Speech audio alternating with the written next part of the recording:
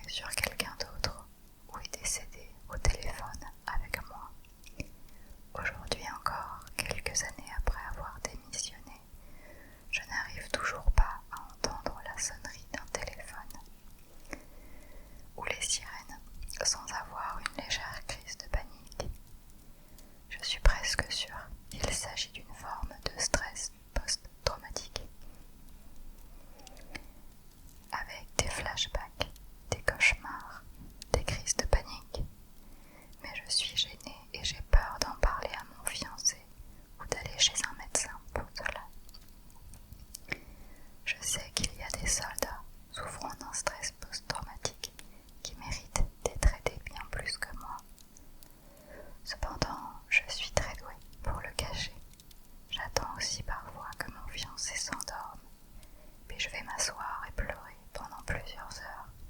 C'est l'enfer. Ça me fait beaucoup de peine que cette dame ait écrit son histoire dans le subreddit, c'est comme ça qu'on dit, de la honte, parce que c'est vraiment pas honteux. On est totalement dans un stress post-traumatique.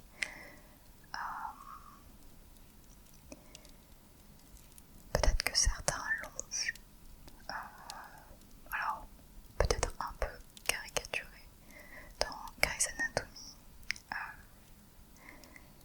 le roux, le médecin roux qui était soldat, souffre d'un stress post-traumatique. On le voit au début quand il arrive dans la série et qui sort avec Christina Young. Mais ça peut être aussi beaucoup plus soft. Moi, je souffre d'un stress post-traumatique dû à mon ancien boulot. Et ça se manifeste encore 1 an et demi après par des cauchemars à répétition, toujours les mêmes. Donc, cette situation elle est plus triste en fait. Pour l'histoire suivante, ma fille aura 5 ans la semaine prochaine. Si quelqu'un connaissait la vérité sur sa filiation, je pourrais probablement la perdre pour toujours. À mon avis, des gens qui ne savent pas réellement d'où ils viennent, quels sont leurs vrais géniteurs, il doit y en avoir un sacré paquet. J'ai grandi en famille d'accueil. Je n'ai jamais connu mes parents, ni mes frères et sœurs. Au cours de ma dernière année, en famille d'accueil, j'ai rencontré un homme plus âgé et nous sommes sortis ensemble pendant presque 1 an. Jusque-là, tout va bien. Je suis tombée enceinte environ 7 mois plus tard. Un soir, alors que nous regardions la télé, le sujet a été abordé par nos vrais parents. Il avait été adopté comme un jeune enfant. Il s'avère que l'homme que je voyais, donc le père de ma fille, était en fait mon demi-frère. Nous avons la même mère. Notre relation n'a pas duré et il n'est pas dans sa vie, selon ses propres choix. Ma fille est extrêmement intelligente, belle et bien équilibrée. Elle ne saura jamais la vérité. Son père et moi avons fait un pacte pour ne jamais lui dire. J'espère juste qu'elle n'aura jamais besoin d'un rein ou autre. Donc elle n'était pas au courant quand elle a eu cette relation, parce qu'il y en a qui sont au courant parfois. C'est terrible parce que si t'es pas au courant en fait, quelle était la probabilité que ça arrive? Est-ce que la famille adoptante d'accueil était au courant? Si c'est le cas, il aurait fallu vraiment qu'ils leur disent. C'est réel, les problèmes de consanguinité, là visiblement sa fille a eu de la chance. Mais au travail, j'ai déjà reçu, côté enfant, une petite fille qui avait beaucoup de problèmes. Et les parents s'étaient bien gardés de dire qu'ils avaient un lien de parenté, de sang.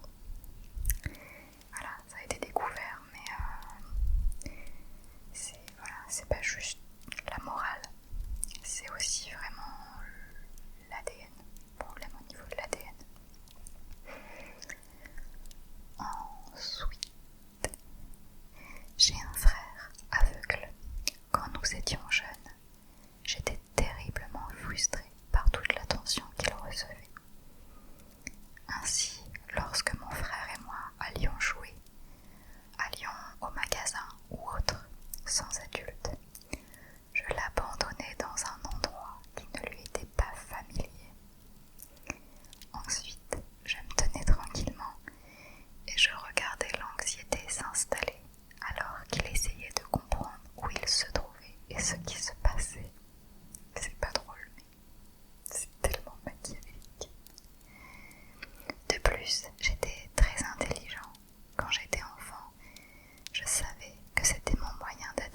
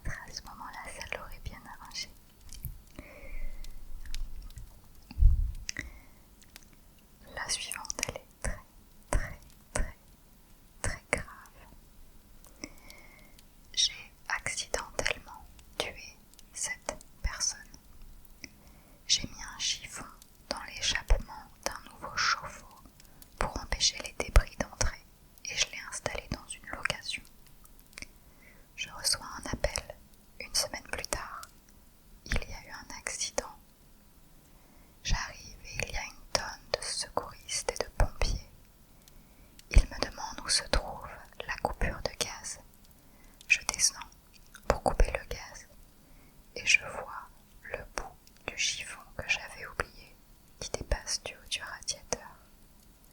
J'ai arraché le chiffon, j'ai coupé le gaz et je suis montée à l'étage.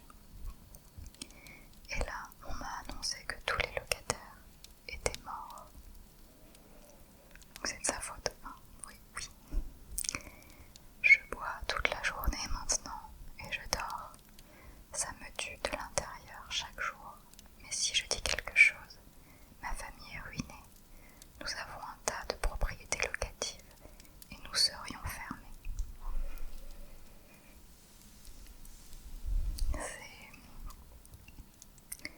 C'est horrible, vraiment. En fait, je trouve que quand on pense à des gens qui sont tués à cause de quelqu'un, on imagine souvent que la personne a fait exprès. C'est un meurtrier par exemple. Mais il y a aussi des accidents, vraiment. Et ça, c'est quelque chose auquel je pensais pas, que je pensais jamais. Et puis j'ai eu un accident de voiture, j'avais genre 22 ans, qui était de ma faute. Je n'ai tué personne. J'ai juste embouti la voiture dans une autre. Et je me rappelle que pendant 4 mois, 6 mois après, j'avais une peur viscérale vraiment terrible de renverser quelqu'un en voiture. Et voilà, d'avoir ça sur la conscience et de finir en prison. Alors que c'était pas mon intention. Voilà, on peut commettre un crime sans que ce soit volontaire. Je trouve ça vraiment terrible. Et là, cette personne dans une explosion, c'est vraiment terrible.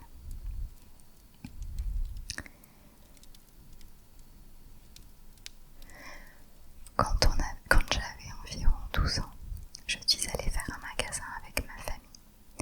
J'ai décidé de passer le temps à traîner dans l'allée avec les jouets. Il y avait toujours ces sacs de billes que d'autres enfants avaient ouverts. C'est Action quoi le magasin. J'ai décidé de jeter des billes sur le sol et certaines ont atteint l'une des allées les plus éloignées. Vous la sentez arriver? Environ 2 minutes plus tard, j'entends un grand fracas et quelqu'un crier « Aidez cet homme !» Enfant curieux que j'étais, j'ai couru pour voir de quoi il s'agissait et j'ai trouvé tout le monde rassemblé autour de ce type qui semblait être tombé de l'échelle alors qu'il récupérait quelque chose sur l'étagère du haut. Le gars a convulsé, du sang sortait de sa tête alors qu'il était allongé sur le sol et son visage semblait devenir bleu. Ma mère nous a emmenés, moi et mes cousins, et nous sommes partis.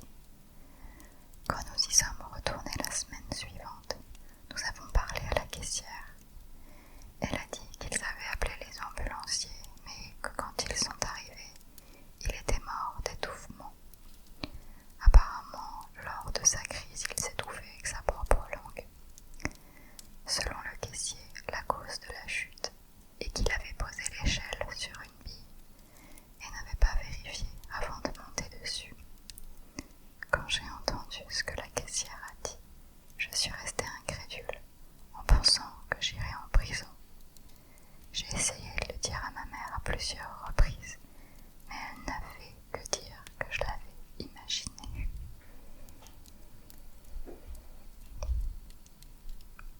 C'est terrible pour l'enfant, mais c'est surtout la honte pour la mère, là, parce que lui, il a essayé. Mais sa mère n'a pas voulu l'entendre, elle était dans un déni total, où elle avait peur pour son fils, j'imagine.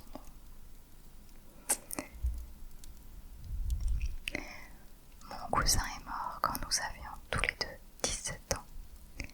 Une réception a eu lieu chez lui juste après ses funérailles. Je suis entrée dans sa chambre et j'ai volé tout l'argent qui s'y trouvait.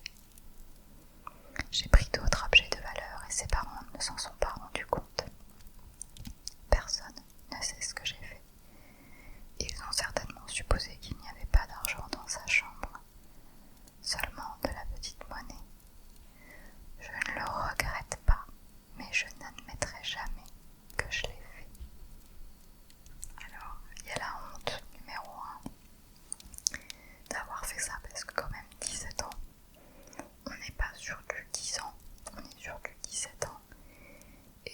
s'il ose dire à la